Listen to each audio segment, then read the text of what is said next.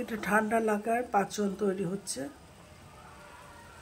বাসক পাতা, তুলসী পাতা,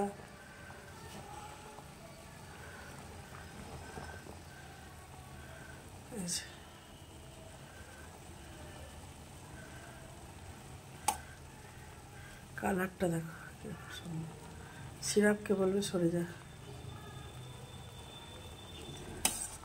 আমার তো ঠান্ডা লেগেছে কয়েকদিন থেকে, দিন 7 থেকে 10 থেকে ভুগছি। ডাক্তার দেখি ওষুধ খেয়েও কমছে না। এইটা 2-3 বার খেয়ে অনেকটা কমে গেছে আমার। এটা আদা,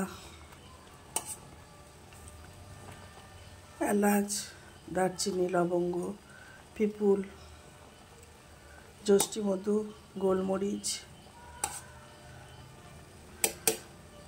দিয়ে ছেঁকে গরম গরম খেতে হবে।